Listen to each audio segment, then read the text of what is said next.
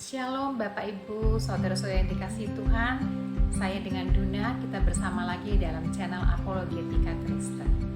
Hari-hari ini banyak pernyataan tentang jika Tuhan itu baik, mengapa Tuhan membiarkan kejahatan. Kita bisa lihat di dalam ayat firman Tuhan di Kejadian 1 ayat 27 dikatakan bahwa Allah menciptakan manusia itu menurut gambarnya. Dan menurut gambar Allah diciptakannya dia, laki-laki dan perempuan, diciptakannya mereka. Ayat ini sudah sangat jelas bahwa menyatakan bahwa manusia itu ciptaan Tuhan yang spesial, yang sempurna, karena diciptakan menurut gambar Allah sendiri. Nah, di dalam penciptaan Tuhan juga memberikan manusia itu kehendak bebas di dalam kehidupannya. Dan Tuhan itu sangat mengasihi manusia. Di dalam kasih sejati dibutuhkan kebebasan. Kita bisa lihat di dalam Ulangan 30 ayat 19 dikatakan, Aku memanggil langit dan bumi menjadi saksi terhadap kamu pada hari ini. Kepadamu kuperhadapkan kehidupan dan kematian, berkat dan kutuk. Pilihlah kehidupan supaya engkau hidup, baik engkau maupun keturunan.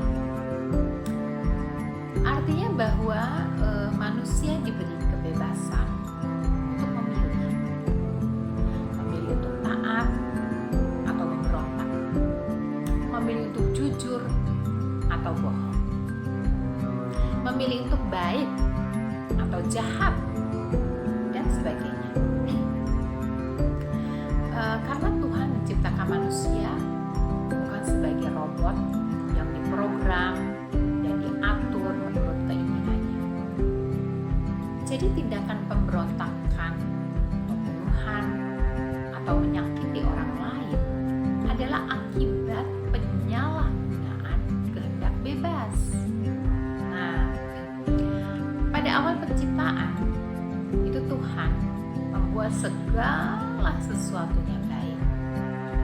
Nah, kita bisa lihat di dalam Kejadian 1 ayat 31a itu mengatakan bahwa maka Allah melihat segala yang diciptakannya itu sungguh amat baik.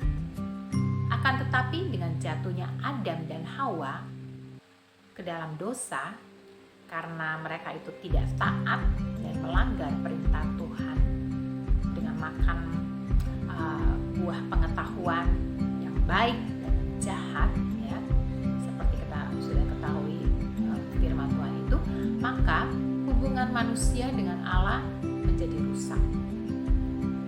Manusia terpisah dari Allah dan tidak dapat menikmati hidup di Taman Eden lagi.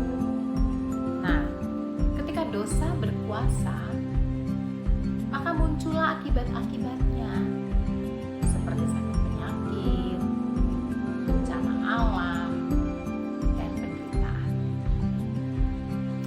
Jadi di sini bahwa Tuhan itu tidak membiarkan kejahatan, tetapi manusia sendiri yang memilih untuk berbuat jahat.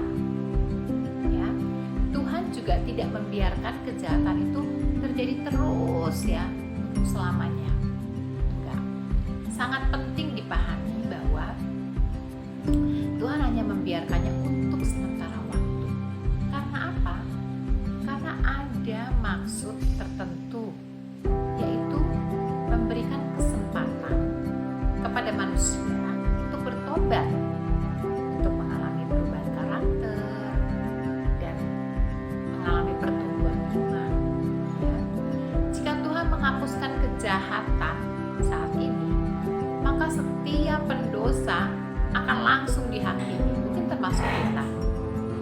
Dunia akan segera berakhir dan tidak ada waktu untuk pertobatan. Nah, kesimpulannya dari semuanya adalah kejahatan bukan berasal dari Tuhan, melainkan dari manusia yang menyalahgunakan kehendak Tuhan tidak membiarkan kejahatan terus berjalan. Tidak. Tuhan tidak membiarkan kejahatan itu terus terjadi tanpa ada batas. Ya. Jika terkesan seperti Tuhan membiarkannya, itu sebenarnya karena Tuhan sedang memberikan kesempatan bagi manusia. Untuk apa? Untuk bertobat, untuk mengalami perubahan karakter, dan untuk mengalami pertumbuhan iman dan semakin serupa dengan Kristus. Demikian, Tuhan Yesus memberkati.